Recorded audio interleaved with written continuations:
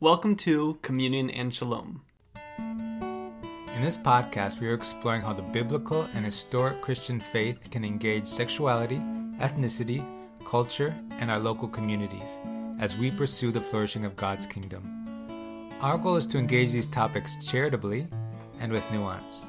While we're largely shaped by our Side B, post-liberal, localist, and multi-ethnic perspectives, and we'll explain each of these perspectives on the show, we're eager to engage a variety of voices.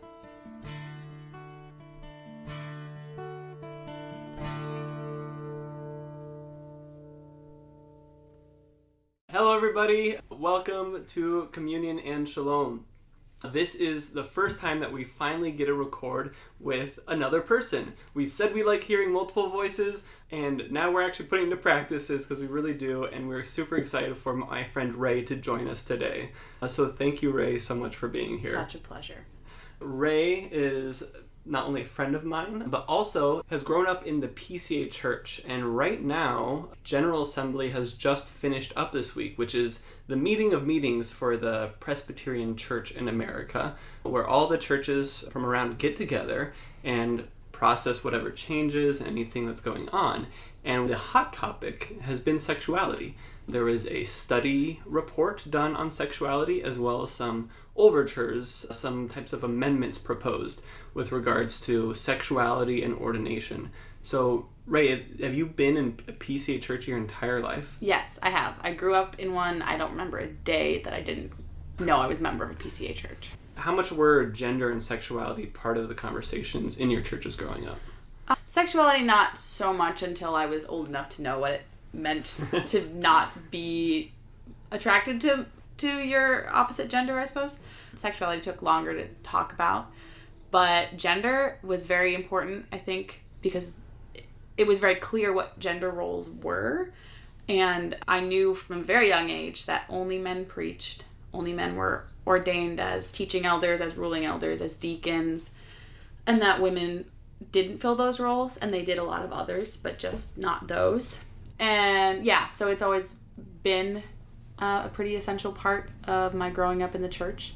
Sexuality, specifically, I think came into the conversation kind of post the understanding that sex as an action or as a concept or a sexual intercourse is only contained within the concept of marriage. And then they would, we kind of learned about what it means that only men and women get married and why is that. Then when we would read, hear something in a passage read by our pastor or when we were older, Sunday school classes would talk about what it means that God condemns same-sex sexual experiences or sexual activity or behavior. And I remember growing up with a very black and white, first of all, there was only either heterosexual or gay. Mm-hmm. And then I was like, oh, there's lesbians. Okay, cool. So men can be gay and women can be lesbians, but they shouldn't be. And did you think that that only men did that, or you just used gay for both men and women? I don't remember at what age I actually knew both men and women could be same-sex attracted. And it took me a while then to realize that the term gay could refer to anyone who is homosexual or homosexually attracted, and that lesbian was very specific to women and gay was more specific to men. I'm sure at whatever point I realized that one could be bisexual, my mind was blown. Got it. Sure. Could we take the conversation a little bit back? Just ask you more about how you describe your own experience with your sexuality. Mm-hmm. And also, could you give our listeners kind of a wider perspective of who you are? And absolutely. Kind of, where you're coming from? Well, like David said, I grew up in the PCA, and I live in the Twin Cities, which is an interesting context because it is it's a very exciting thing here to be on the LGBTQ spectrum. Mm-hmm. So there's an interesting context to live in. My day job is in the trades, but by education and by vocation, I'm an artist. And so the art world is also an interesting place in which to call oneself queer. Mm-hmm. My thoughts about myself, like I mentioned, the LGBTQ spectrum, would be that I'm on something like a bisexual, so both male and female attracted scale of queerness, that I'm not 100% straight, which I look back at my 19 or 20-year-old self, reassuring people that I was 105% straight. To which my bisexual friend later told me, she was like, yeah, when you said that, I was like, she's just in denial. Which is true. Yeah, so I grew up in a Christian family. I grew up with a lot of Christian friends. My parents homeschooled my sisters and I, but we had a lot of community activities, community theater, choirs, surrounded by a lot of mostly Christians, but by the time we got to the end of high school, I was doing post-secondary, so I had a lot of non-Christian friends. I had some friends or acquaintances who were on the LGBTQ spectrum and was starting to have a slightly more nuanced view of what sexuality meant. Yeah, and that's like, all of that pre-college is very... It's fuzzy, but it makes more sense how I thought about things then when I sit down and look at my life backtracking from here back, I suppose. It's very interesting knowing that I grew up in what was really a very conservative community and ended up simply not being that. I've always been kind of a floater. You know, I would have a lot of different friends. I'm very social, but I would be kind of on the edges of all of these different social groups and have a couple of very close friends, mostly females, not really a lot of guy friends, but none of them were like super close. I never would have said when I was maybe in high school that I was attracted to girls because I wouldn't have said it out loud. I think I had a fear that I would have been or that I was. My closest friends and I, we were very like touchy, cuddly girls, and so we were always making jokes that people at our community college were sure that we were a lesbian couple. We just thought that was so funny because, you know, haha, of course we're not a lesbian couple. Sure. And I look back and I'm like, you know what? Are you sure you weren't necessarily? Like, I don't know. Like, maybe you wished you were a lesbian couple. But maybe I didn't. I don't know. I think looking back, I could interpret things one way if I wanted to, but I don't have to. Like, I like to leave some of those things as just, they live there on their own. They don't need me to reinterpret them. So would you say in these days, your sexuality, is it widely known in the various communities you inhabit, or how are you working through that? Not just generally known. I don't have it, you know, for example, it's not on my social media anywhere that I'm not straight. Sure. I am married. I've been married for 2 and a tiny bit months. I'm very, very newly married. And of course, my husband has known since we were early on in our dating. My family knows. I have sisters, and they know. My parents know. So, yeah, most of my communities are kind of selectively aware. So my closest friends kind of know, and among those, some of my, I guess, secular or quote-unquote secular or non-Christian friends know, with the caveat that they are aware that I'm in a heterosexual relationship and that I don't desire to be in a same-sex relationship. I guess desire isn't the right word, that I'm not going to be. Sure. Or I was never planning to be.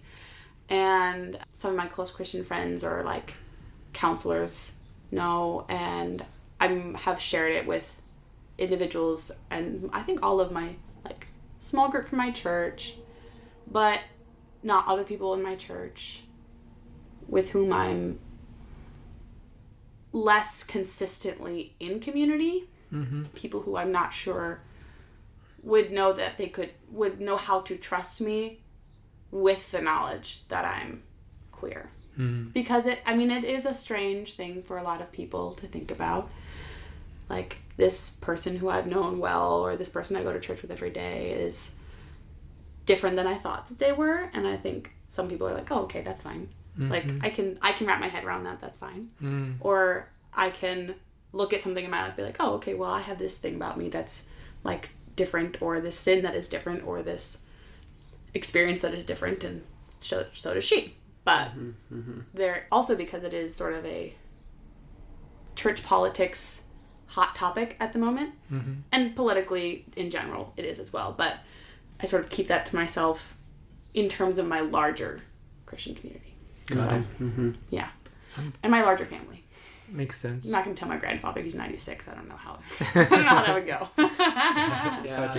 Talking to my grandpa, it was just realizing that they grew up into such a different generation. And it was just really hard to talk. It was like, what language do I need to use to put things? What things do I need to reassure that, like, the David is still it's still me. I'm still, I'm still who you thought I was. I've always been this to a certain degree. Yeah. And you don't need to, like, worry that you, like, have always known me as this person I'm telling you that I am. I'm just letting you know that you weren't aware of part of who I am. Mm-hmm. Yeah, and some people, especially of some ages, are, like, better at being like, oh, okay, take that in stride. Sure. It's a bit more part of the normal conversation in certain generations. Yeah. I'm curious, so growing up in this conservative Christian kind of background, not only, well, first, is there any ways that connects to the art that you do? Oh, that's a good question. Specifically, like, Christianity or the way just anything, from just your walk with God to anything specific from how you saw that lived out in your church? I think something I'm interested in, and I'm kind of an idea that I'm pursuing art-wise at the moment is this, a big thing is hospitality, and what does it look like to be hospitable and why. And my idea is that hospitality is a catalyst for all sorts of relationship in different ways. It looks very different and in different contexts. So you can use many things to talk about hospitality. So I've created spaces and food and fed people so that not only am I making nourishment, I'm making a nourishing space, I'm allowing for a nourishing presence, and then what I'm hoping happens within that space is that there is emotional, or in my view, spiritual nourishment by being in community with people. And the catalyst for that is hospitality. We must be hospitable with ourselves. Not only the spaces and what we own and what we're giving, but our very lives and presence, like my attention. Giving that to you and opening of myself to you is hospitable. Because I'm welcoming you into my most precious space, which is my personal space. Sometimes, if I'm giving you a hug, like my body, like there's very different things. And Jesus welcomed us into his eternal inheritance, which is the greatest form of hospitality one could ever show. If man can have no greater love than to lay down his life for someone, like Jesus did for us, the cost of his life opened up the future of forever for all of us to be purified and with Christ in eternity. He used his life to be hospitable. And so that's something, hospitality was shown very well to me, was exemplified well in the church I grew up in. And it's become very essential to the way that I try to live my life and the things I'm interested in art. Other things that I think that connect to that would be stewardship of resources. I'm interested in concepts of consumption and production. What do the paradigms around consumption and production look like in our cultural moment? And that can be of resources or of time. If we think about humans as a resource, or if we think about labor as something simply saleable, what does all that mean, and how does that differently value humans and our lives and our work, and then therefore what our work produces? So then I'm interested in moving on from that into objects and waste and discarded things, and what do we do with that, and where does it go? Because if you throw something away, where is away? And so that's a whole train of thought that comes generally out of, I believe, biblical ideas of welcome, of care, of love, of stewardship, of resources, of gratitude, of generosity. And I think all of those kind of lay a base for what I'm artistically inspired and interested by.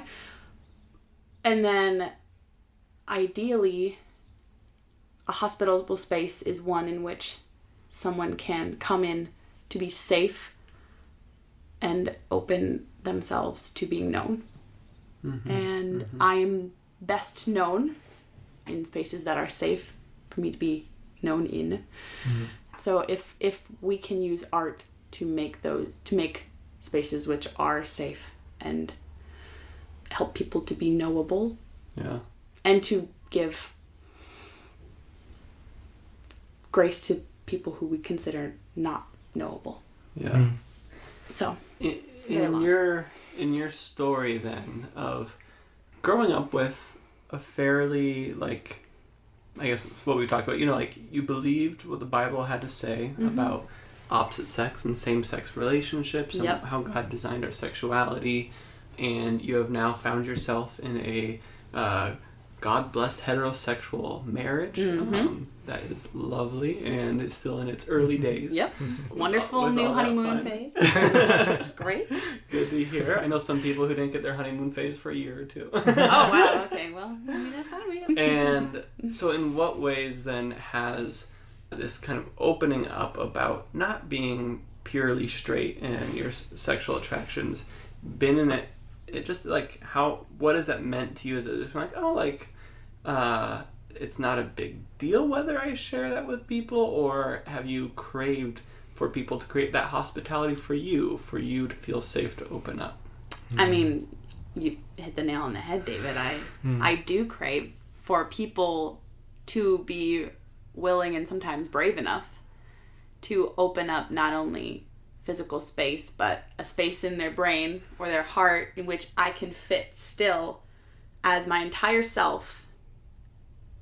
The Christian who does art, who's also queer and drinks coffee a lot. Like, this whole person who I basically always have been, and now you know a little bit more. Can you make space for me to still be here even though you didn't know that all of me was in this space? Can you be hospitable to me? And I think that the more that I can be hospitable to other people, no matter what, no matter who they are or where they're at or where I'm at when they're with me, the more possible that becomes. I think we have to, very often we need to exemplify the love that we would like to be shown. We need to exemplify that. Especially for people who haven't been shown that love before in different ways. Like, there's a lot of ways that people are afraid of being known. There are lots of, on this, sexuality topic, there's lots of sexual sins that people are afraid to be known as struggling with. There's lots of parts of our identities that we're not comfortable with. There's many things, and the more that we can be known well through all of those things, the more that we can make space for people to have as many things as we all have. The baggage that we're each carrying in various parts of our personalities or our lives or our sexuality and our various forms of trauma. We all need to have enough space to hold those things and to know that someone else is also going to be able to hold those things. And sort of, it's okay if we bump into each other, but you don't have to put down your stuff in order to be known. Like, hopefully someday you can put down your things if you need to, if it's good. But you don't have to put down all those suitcases in order for me to love you. And I hope that you won't ask me to put mine down in order to love me. Does that make sense? Yeah. And you're engaging with your communities, your people. Have they usually been willing to offer that hospitality to you? Yeah, I'd say so. Yeah. I'd say so. I think I've been very, very honestly privileged in the relationships that I have, that no one to whom I have opened myself in saying, hey, this is something about me maybe you didn't know and that I barely know. And that those people, even if they're like, even if they say something like, I don't really understand what you mean by queer, could you tell me what is that? Are you sure? Yes, I'm sure, Mom. But there has been deeply grace-filled response which is at the same time not condescending. Yeah. Which is a huge blessing. Yeah. I'm wondering, how do you talk about it with your people? Like, how did you describe it? Sometimes when I hear my bisexual or like queer bisexual type friends talk about it, they sometimes seem to struggle to explain it to their Christian people. Yeah. And then sometimes their Christian people seem to think, well, I guess you're married to a man, so you're just straight, right? So you must not be bisexual anymore. Yeah, or, how did you talk about it with your people is my basic question. Yeah. Well, to start with, before I got married, before I was even dating my husband, I'll use the term came out. I don't usually use that because I feel like I kind of haven't. I still live in my closet for most people, but we'll use that. So I told my parents what I had sort of been learning about my sexuality after I told two of my best friends, both a guy and a girl, my pastor when I was in college, and maybe one other close friend. And I was like, okay, I told these people, we've talked about it, and they're like maybe a little confused, but also not that surprised. But also, we have more conversations to have. Because the way that I told them was to just be sitting down and hang out with him, and kind of on purpose and kind of just like, I guess we'll jump in and do this. So I've been thinking about myself a lot and looking back at my life and like what experience I've had recently, and I'm thinking I'm kind of queerish for something. And they're like, what? Wait, okay, hold on, go back. What? You're okay, so say that again. I'm like, I think I'm queer at some, and they're like, so you like, it's like, I'm attracted to girls mostly, sometimes, but I'm more attracted to guys, I think, more often than girls, probably. And that's kind of how it started. It hasn't gotten too much clearer from there. Sure. Except that it's usually easier now to just be like, yeah, I'm queer. And if people ask me what that means, then I'll say, well, I'm same-sex attracted. I tend to be more attracted to men than women, but it's not always clear-cut. If you need a very specific definition, yeah, I'm attracted generally to this type of woman, and physical or emotional or like characteristics, I find those more attractive in a similar way. This is like, I find different characteristics in men attractive. I find women more relationally attractive than directly sexually attractive. But there is still sexual attraction, which is why I would consider myself queer. Mostly because I feel relational attraction is even more of a grayscale than sexual attraction, because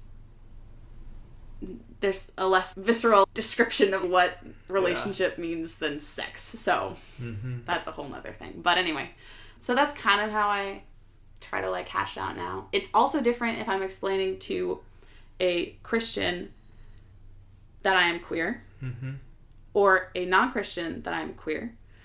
Because because if I'm explaining to a Christian, particularly one who shares a similar or the same biblical sex ethic, then I have to explain to them, like, I do hold that sexual ethic, because otherwise it's not so much like they'll be afraid that I'm going to go off and do something that they think is wrong, but that I need them to understand that I know what I'm talking about. And if they need me to, I will unpack my sin. Like, I will tell you about this thing that happened and that thing that happened if you really need me to. If you don't believe me, that's really not my problem, but I will make it my problem just for you. And maybe that's hospitality. I don't know. Maybe I was like, my dirty laundry's hanging out, you're going to help me fold it. So let's go. You know what I'm saying? And, but if I'm talking to someone who is not a Christian, it's a little bit more complicated to say, yeah, I'm queer, but I don't have any intention of being in a same-sex relationship or a non-straight relationship, heteronormative relationships. It's pretty much what I'm going for. And they're like, what? Like, why would you do that? Like, there's all this, like, and I'm like, well, how do I explain this without telling you something that will just make you really mad at me? And then you'll be like, I've always wondered, because I haven't done this yet and I haven't experienced it, but I have always wondered if I explain this to someone who does not agree with my Christian sexual ethic, but I explain it to them the same way that I would a Christian who agrees with my sexual ethic, what would they tell me? Would they tell me that I don't understand my own sexuality? Would they tell me that I'm wrong? The queer communities that I have been a part of, for example, like in art school, lots of queer folks in art school. Which is part of the reason that I realized I was queer. I was like, I'm really a lot like all these people. What is this about? But if you aren't 100% like on freaking board, then you're not an ally. In most queer communities, that's what the idea is. And so particularly if I were to say, well, I'm queer, but like I don't date girls, or I'm like, you know, have different sexual ethic agenda than you do. That puts me as opposition directly and as an enemy in some cases. Sure. And so I tread super lightly in conversation like that, even though I would call myself by some of the same terms as they would. I remember reading, I can't remember whether it was a newspaper article or a Facebook post from a bisexual atheist. Yeah. And they also found themselves in a heterosexual marriage and planned to be monogamous. Yeah. And they were talking about how much flack that they got from their gay community because just by being part of a heterosexual marriage that they've now kind of betrayed the queer community and reinforced heteronormative structures and relationships, and now and you're just like, am I not free to love whom I would love to love?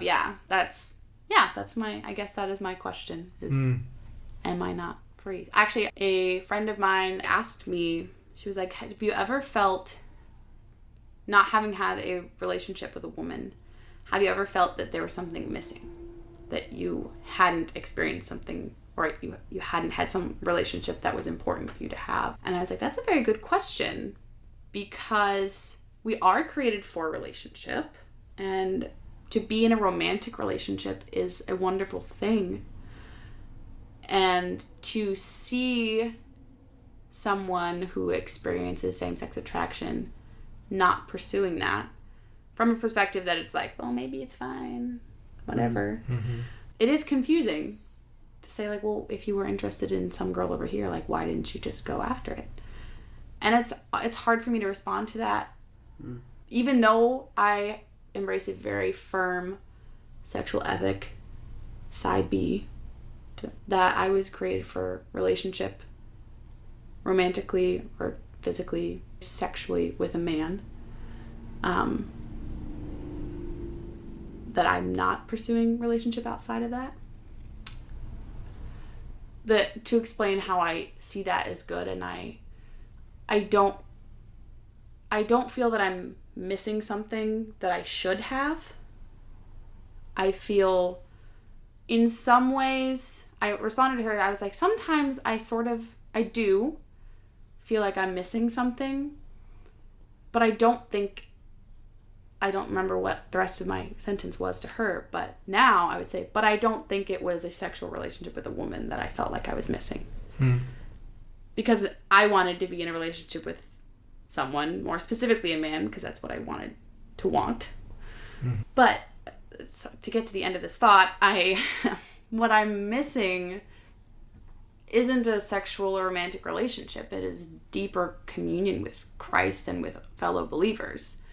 Part of that, for a lot of people, is marriage and intimacy and relationship and communion in that way, and it's beautiful and it's amazing, but it's also not like the thing that we're all missing when we're like, I need something, what, it must be a wife, or it must be a husband, you know?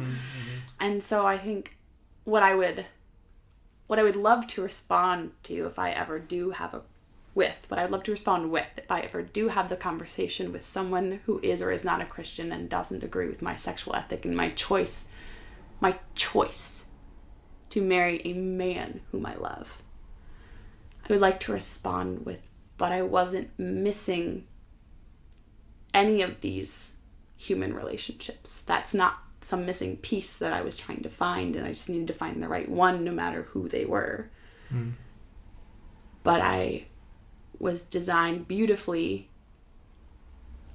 and led perfectly by the Holy Spirit in the path that God would have me tread. And I think that he is, through a relationship with other people and our family and friends who come around us, confirmed to us that this marriage is good. And I think he will do that. So for someone else who is looking at themselves and saying, well, I'm queer, probably, but I don't think that I'm, or definitely, but I don't think I'm supposed to be in a same-sex relationship. Like, is it a good idea for me to get married? And I think marriage is still for you. If that's where God would have you be, I think marriage is still for me. It's not that I'm missing a man, not that I'm missing a woman. It's that when I am in communion with God and with humans, that's all good. And that God will lead us into relationships that he would have us be in. And that's why we need, because we are broken, that's why we need a code of sexual ethics, because we'll kind of wander around until we figure out what we think is cool. And yeah, I think I don't need to be in any of the romantic relationships that I have been in. You've willingly, joyfully, recently stepped into marriage, knowing that you did not need a man. You did not need a romantic relationship, but you felt God's leading you into a beautiful, productive opportunity. Yeah, absolutely. Absolutely. In what ways have you had similar or different thoughts towards important friendships in your life? That's a good question. So one of my best girlfriends, she and I didn't used to be friends, and we didn't like each other at all in middle school, and then as we grew up and we went through college, we found out that we were actually really great as friends. We were really great friends, and this person is cool, and much better than that, we ended up having a very iron sharpening iron relationship, in that we developed a relationship in which we could call out each other for being stupid, or for making really foolish decisions, or seeing us not saying true things to ourselves, or drowning in anxiety and helping fish one another out. And that was a relationship that I didn't necessarily need, but God led us back from our disparate little corners of pettiness into a relationship which has made us both, I think, better versions of ourselves. Has, to be very PCA, has sanctified us in different ways. and that, that's been a very, very valuable relationship to me. And I have other friendships which are not Christian friendships that I don't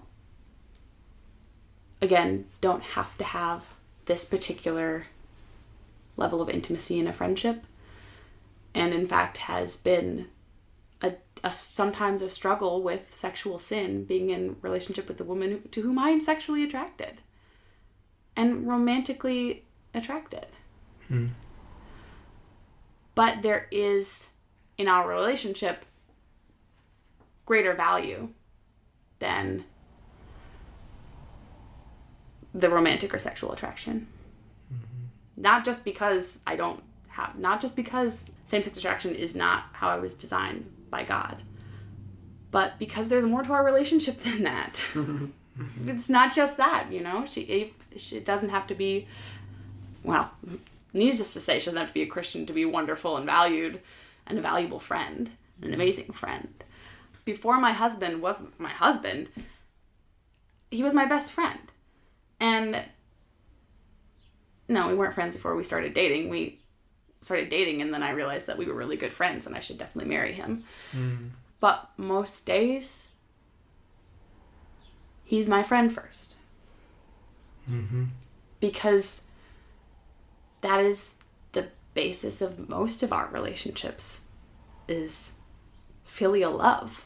It's brotherly love. I think a lot of people would also be curious, how did you, when you were dating your husband, how did you talk about your sexuality? How did you process it together? Because there's some queer people, even if they're bisexual leaning or like gay leaning, that sometimes they think about maybe marriage is for me, and maybe that seems like the path God has for me after I've prayed and reflected on it. But who am I going to find that I can explain this to that can actually accept it and like deal with it? So how did you talk about it with your husband during your process? That's a really good question. And honestly, guys, God led me to an extremely grace-filled human being who is very aware of his own sexual sin. And has his own very deep struggles with sexual sin of different kinds. And because we had started to talk about, in some early months of dating, where we're at kind of in our spiritual lives, and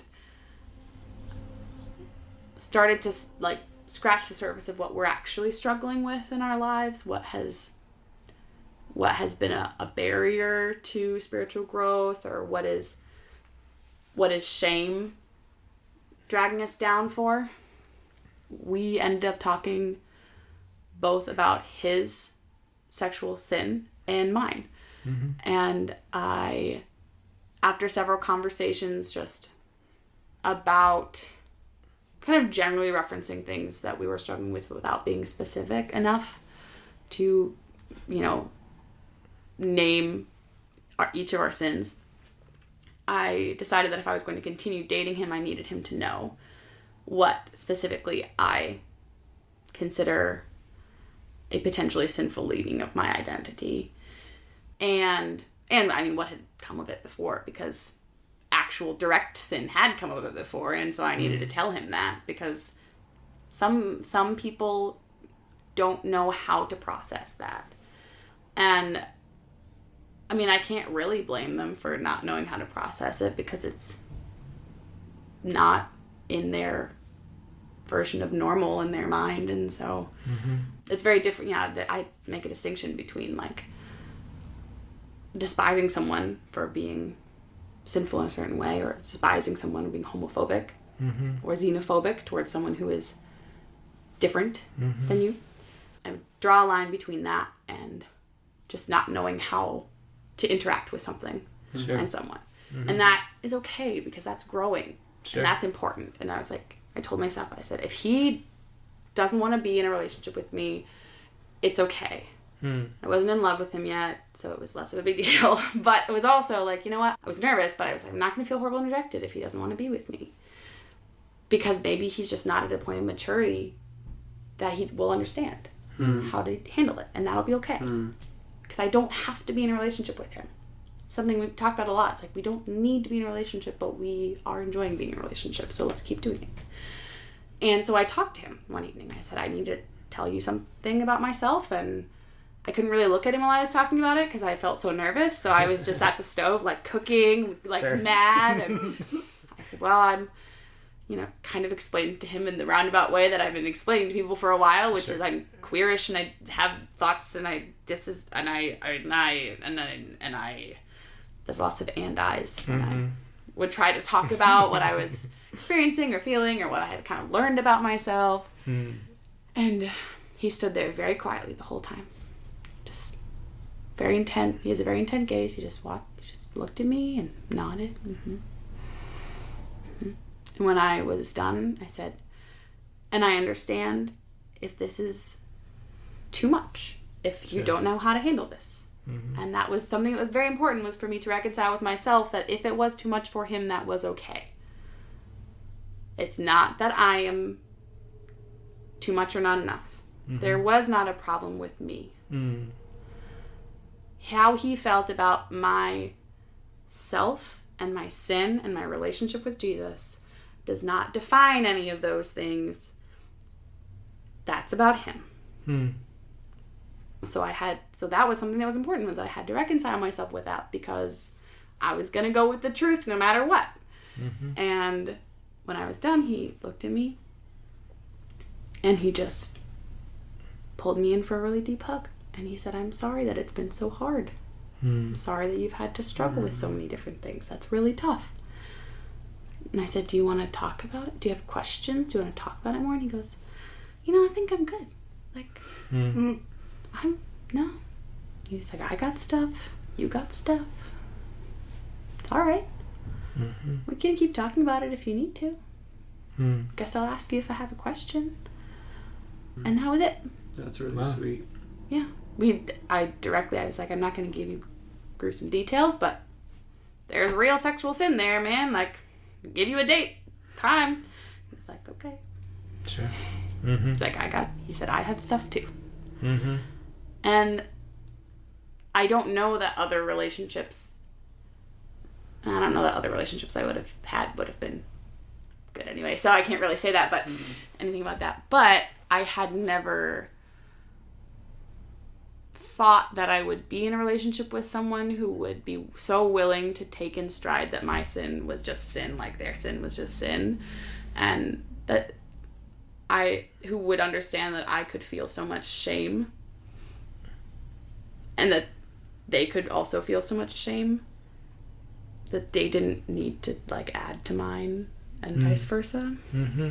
That we could build each other up, and I wasn't just something that needed to like be fixed before we could keep having a relationship. It was just like, there it is. Mm-hmm. Yeah. So I think the most important part about that thought to me is that it's our relationship to Christ and ourselves that is being reconciled before our relationship to someone else. So if someone who is queer and a Christian and is like, okay, I believe that I could be in a heterosexual marriage, like marriage seems good to me, God and I have talked about this. Mm-hmm. It's not that I think you have to find someone who will accept you. Mm-hmm.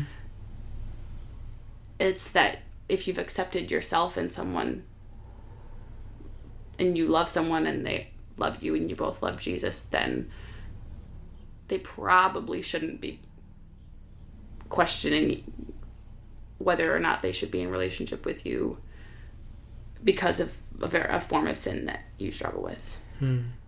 If you are going to be in a compatibly mature Christian relationship. Sure.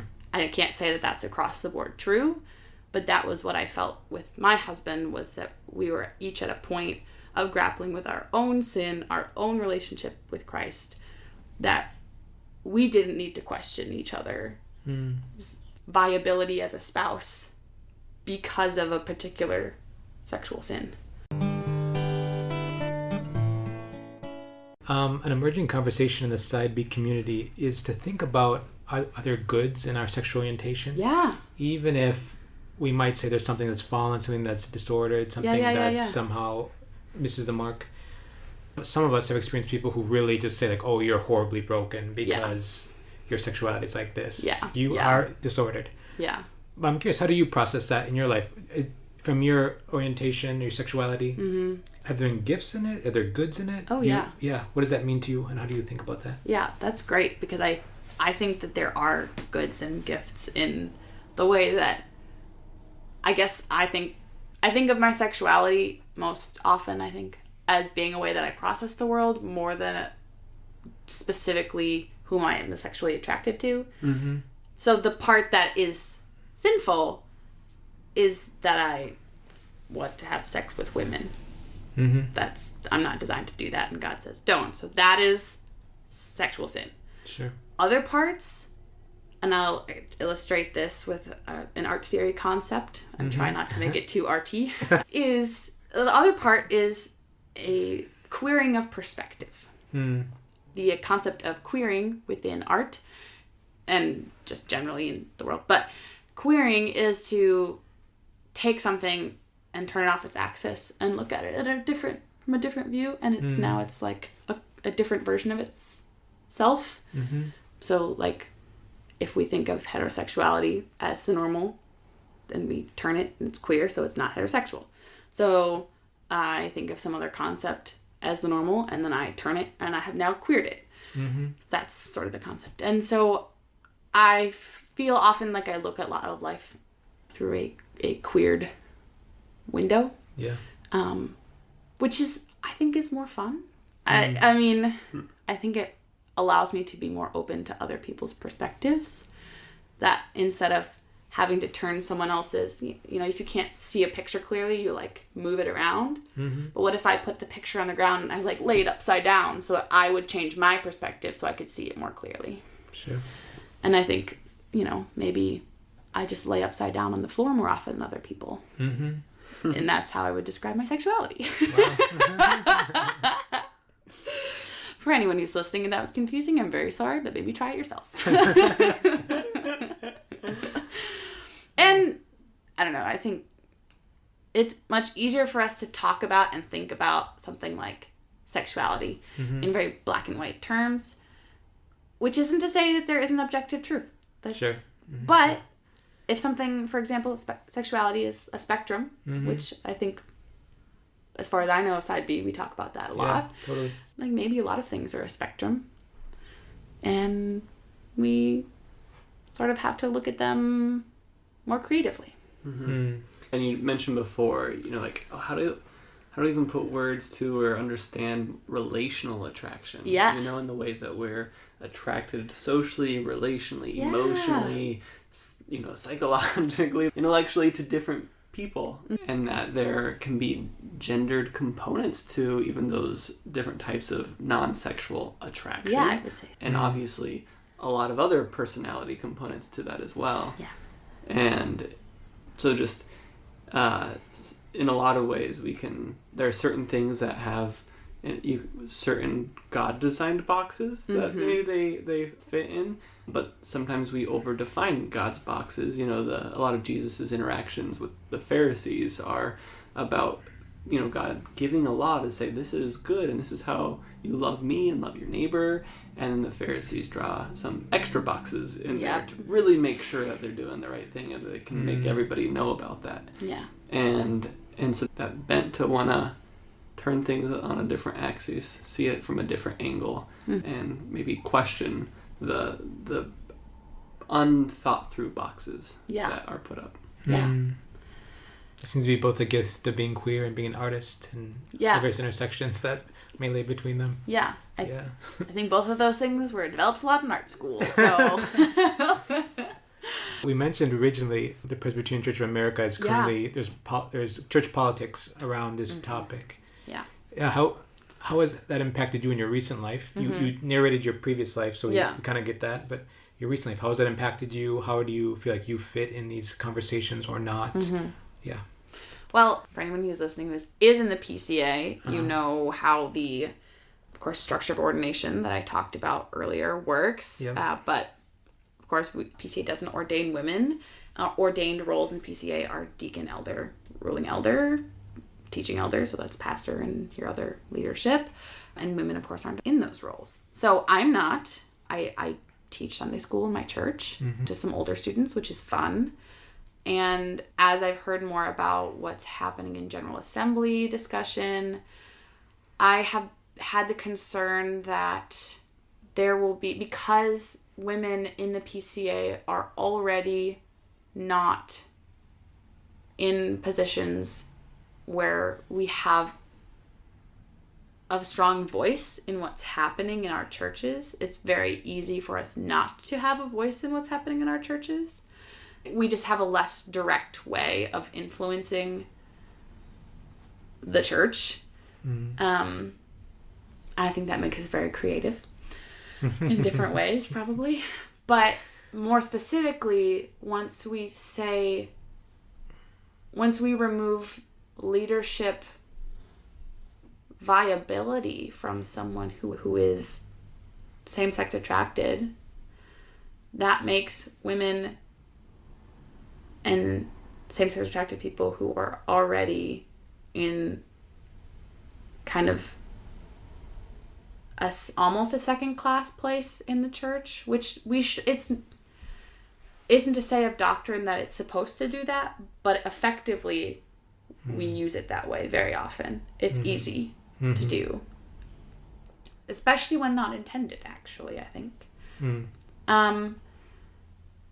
And, you know, if there are Reformed churches that have deaconesses, but they're not ordained, and that's a whole interesting conversation, which I'm excited about, but I'm concerned that leadership for queer people, and especially queer women in the PCA, will become, in many ways, less and less and less possible the more restrictions we put upon what kind of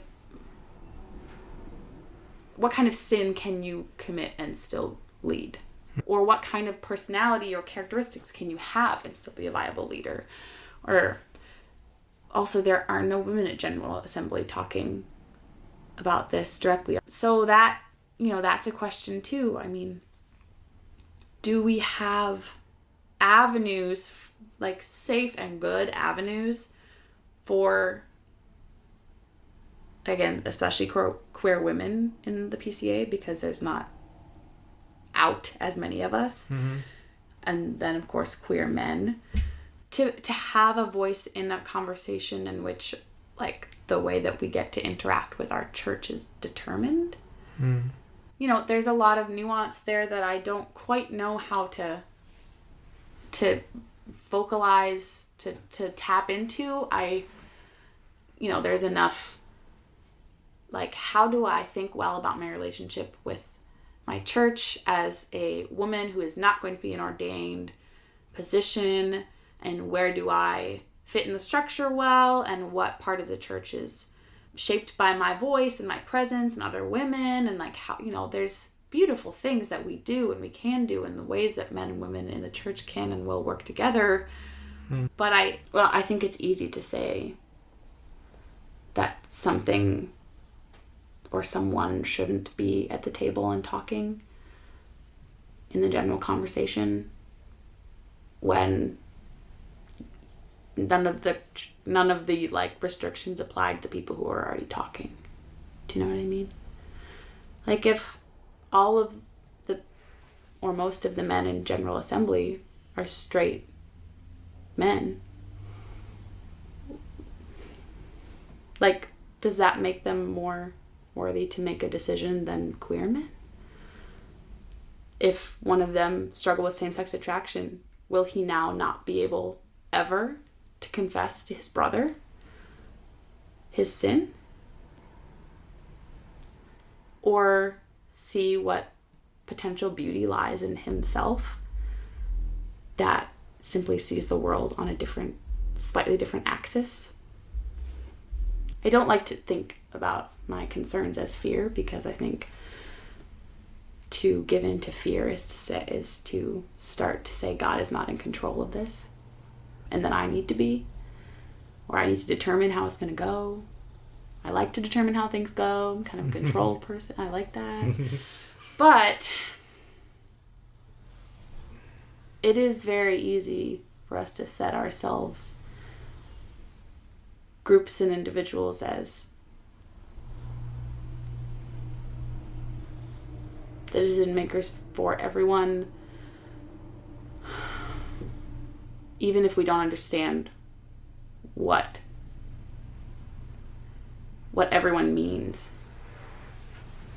when they say, I'm same-sex attracted, I'm queer, I'm gay,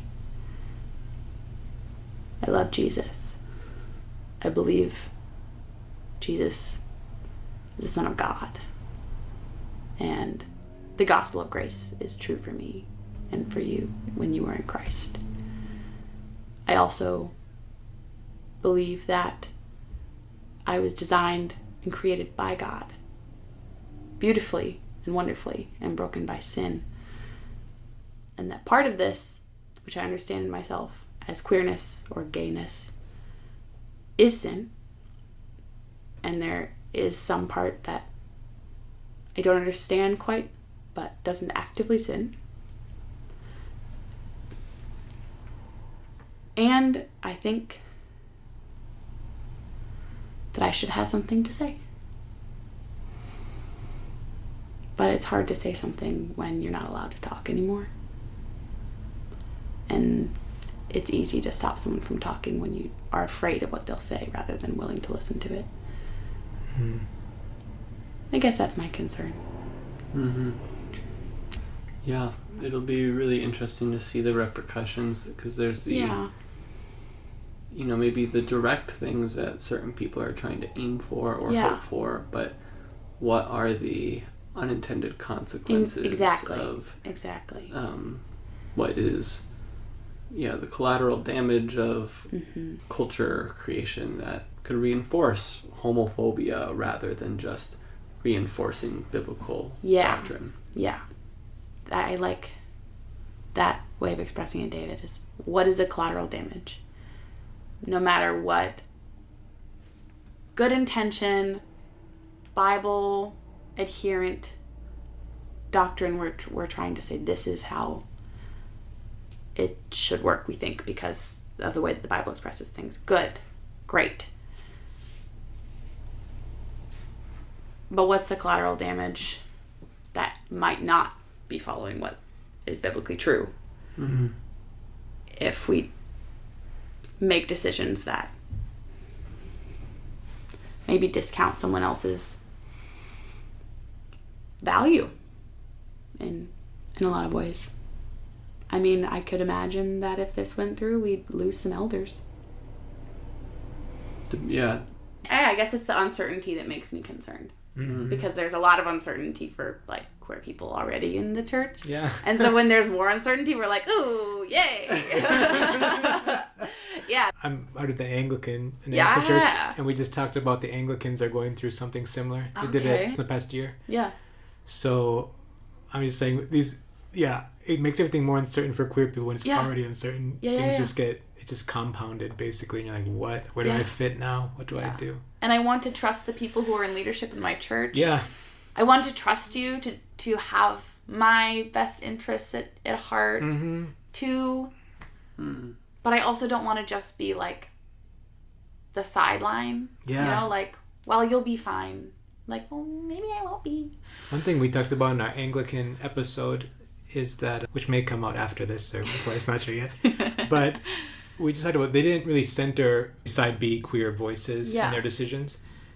They read some books, you could tell from they read some stuff, which is good, but you just you don't recognize the sort of compassion that you sometimes think might be there if you engage with these people. You don't recognize ways of talking that these people might use if you actually talk with them. You don't recognize sensibilities. It's just it seems kind of a desert. I don't know how to describe it. This kind of, we just have to get this out so we can be seen on the right side of what the church has always taught. But there's not a lot of discussion on the other repercussions, the collateral damage you guys are mentioning.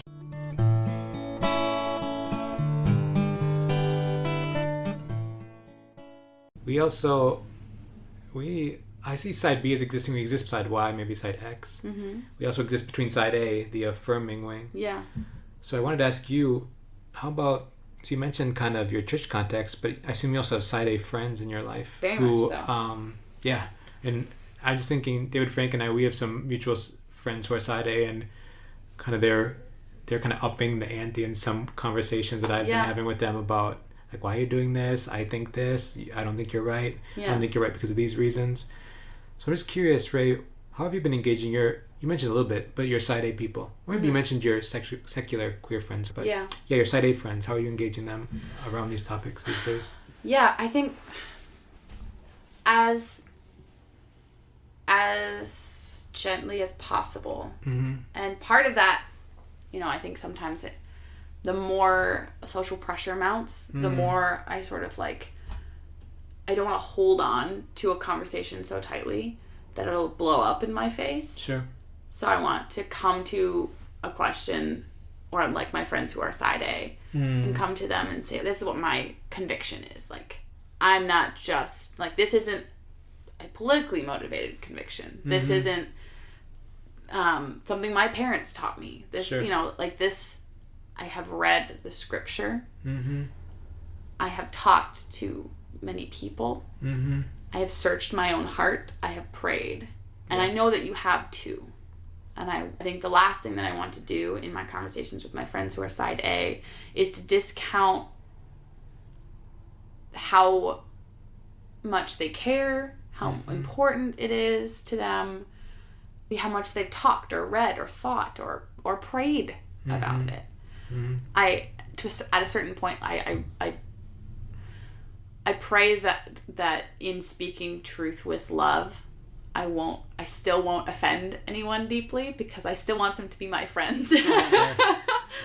But at some point they may decide that they can't be, which is so hard. Yeah. Because I don't think that I can't be friends with them. But I'm not changing my mind. I don't think God is either. And I had a wonderful conversation with a more side A than B friend the other day, who had just begun a same-sex relationship and was grappling with, having a positive experience within the relationship, but still not being sure if she was sure that this was what she was supposed to be doing, And it was very refreshing to me to have a conversation with her in which I could encourage her to live in the tension of not being sure, because to simply put aside what may be your conscience or the Holy Spirit speaking to you and saying, perhaps not, friend. To simply put aside your questions or your questioning or your wondering is not wise, I think. And she listened gracefully to my story, and I was able to listen gracefully to hers, and we could have conversation. And I guess that's to approach a Christian who embraces the side A queer affirming church doctrine. I guess I would only pray for more grace for myself and for them, so that they see me come in to a conversation as a sister, not an enemy. It makes me think of how the ends are determined by the means, and in 1 John it talks so much about like God's goal is that we would have fellowship with him and with one another, and we think about that fellowship and which I think is largely consisting of deep knowing of one another. Yeah. That if we try to bypass that in order to get to where we, the destination of right living with God and one another, and we skip the deep knowing, then we've actually created a malformed destination where it's us squeezing into standards rather than being transformed by God because we've been deeply known and deeply loved. And I just think how you are aiming and praying to enter these relationships just shows that really clearly, that grace-filled, love-filled knowing of a person. Let me ask you a more empirical question, kind of from your experience. In your circles, among the Christians who are queer, what approximate percentage of them are side A these days versus side B? That's a good question. I think it's harder to be side B. I don't know if that influences the percentage in a real way, but it might. Maybe not, it's scarier to be side B for some people and scary to be side A for other people, but within LGBTQ community it is very difficult to be side B because you're not a part of the community. So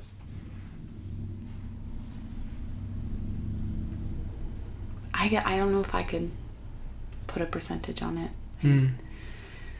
I think I run in a lot of Reformed circles, less like evangelical or Methodist than I was before, like during college, and so I tend to know more Reformed Christians at the moment. And I think all of the Reformed Christians whom I know are side B. Maybe one is side A, but No, I'm still not sure about them. Mm. I don't know that they're sure about themselves, so I guess I wouldn't put a percentage on it, but I think there is more of a draw to side A right now, and not only because it feels easier to, I think it would feel easier to me in a lot of ways to be like, sure, why not? And not that in terms of cultural pressure? Yeah, exactly. Yes, in terms of cultural pressure. Social dynamics, political climate, in many ways, like at least in my cities, it would be easier to be side A. You would have plenty of queer affirming churches to go to. You would have plenty of queer affirming groups to be a part of. And LGBTQ communities would accept you as a Christian person because you affirm your own and their identities in the way that they wish you to. Yeah. So, I mean, in this city, probably going to be a higher percentage of queer affirming, because there are a lot of other areas in which it's very dangerous to just be queer in the church. I ask in part because I went to a Christian college in the U.S. And I've seen a lot of migration over time of my friends towards side A. Yeah. So I'm curious, kind of like, what's this movement towards? On one of our previous podcasts, we talked about they don't see a vision for flourishing for side B Christians, basically. Yeah. And part of our podcast is to hope to highlight ways that queer Christians, side B queer Christians, could flourish. So that's kind of why I ask, because I'm just wondering, what are the factors that move a lot of our generation, I guess in the U.S., towards a side A ethic? And what are things that keep people side B? Like, what are the factors that help people remain? A community that cares about them actively. There we go. Seriously, if you believe in a side B ethic and you want to to put it this way, keep your queer friends on a side B side, love the crap out of them. Don't talk about them. Don't talk to them like they don't know what they're risking by being openly queer with you or with anyone else. If they want to have a conversation about why do I not get to do what I think I should do because my body and my brain and my culture tells me that I should be able to do and be with this person or that person, have the conversation. And don't start it with, well, but you know it's sinful, right? I'm curious, you personally, right now, as we sit in this year, in this place, tell me, like, what keeps you side B? Besides my husband. Besides your husband. Like, maybe, because hypothetically you could still be married, but you would start supporting side A outside. Like an affirming. Yeah, but what keeps you side B, like, from when you examine yourself? Like, First of all, grace, because not by my power am I ever pursuing holiness. Like, I don't know, I think the more that I understand about myself as a human and as a queer woman and as now a married to a man queer woman, I'm just really not a very good human being, because human beings tend not to be good human beings because we're sinful human beings. And it is, I guess, and to say anything is not to say it isn't tempting or even emotionally difficult. But one of the things that does keep me like firmly planted in like side B world are very dear Christian friends who support me. They support the heck out of me. Not only Christian friends, like, you know, you, TJ and Dave Frank, like, you guys are great and you're here to talk to me and ask me about where I am. Not to just tell me where I should be at. And friends, especially Christian friends who are not queer, but who aren't trying to tell me about what my sexual ethics should look like. They're trying to like ask me about what it is so that we can have a conversation about it. And they're praying for me if I need prayer, and they're not going to talk to me about me to anyone else in the church. Oh, I'm concerned about Raye because did you hear she's queer? Like, no, you're not wrong, but sure. I could have done that myself, you know? But yeah, I think like it's, like I said, it's by grace and it's by the people that God has put in my life. My husband, my friends, my family, who make me feel cared for and loved. So I don't feel the need to try to find a way to make myself worthy. I don't know, I think something that I have struggled with and that I probably would struggle with more in different communities and relationships is the desire is feeling unworthy. And I think most people do, but especially queer people in the church often will feel unworthy of being a Christian, especially unworthy of grace. Because, you know, what Christian culture has told us for so long is that we are the worst of the worst. We are damned people purely because we are queer. Not because we're sinners in general like everyone else, but because we're those sinners. What? Like, what? So yeah, I think it's community. I really think it is. And it's not all Christian community. Sure. Because we're all at different stages of spiritual maturity or sanctification, and like God is growing us in different ways.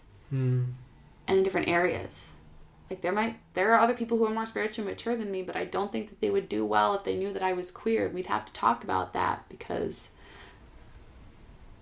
that's not a very spiritually mature thing, I think, to feel. It's like threatened by my queerness in the church, or like afraid of this, my particular personality, sin, and characteristics. And, you know,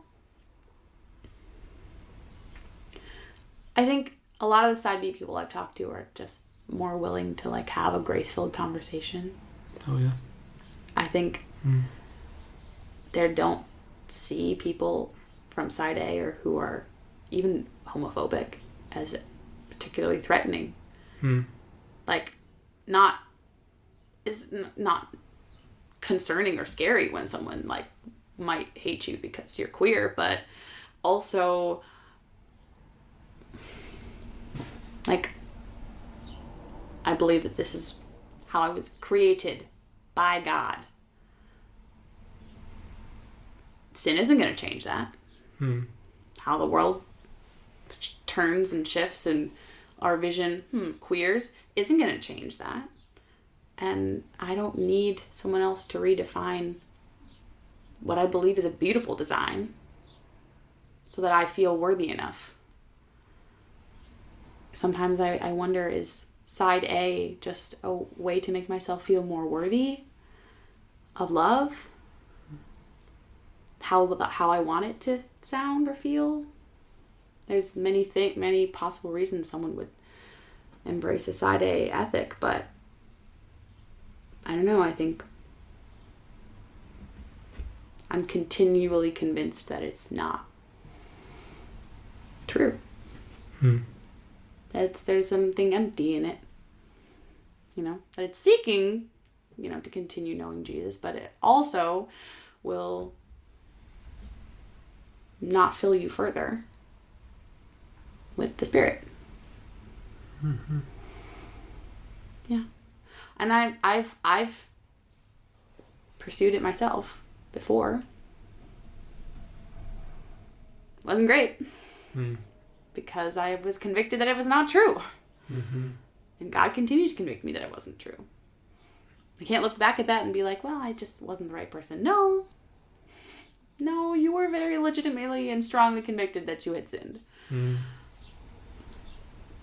And I think we rinse and repeat every day.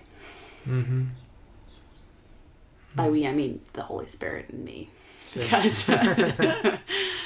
And as we start to wrap up, do you have any final encouragement for queer Christians or for straight Christians who are listeners? Yeah. Something I actually, when I was thinking about this interview earlier, I wrote down, and it was specifically in the context of marriage, but add the word friend instead of spouse or family or whatever. Your spouse will also struggle with sexual sin, and it's not just you. You each have different expressions of brokenness and difference. That doesn't make yours worse than your spouse's or your friends or your families. And that you won't do things, this Christian thing, right all the time, or even most of the time. But someone who knows you intimately and knows you well can be a person who's living in the light of God's grace with you. And that means you don't have to pretend.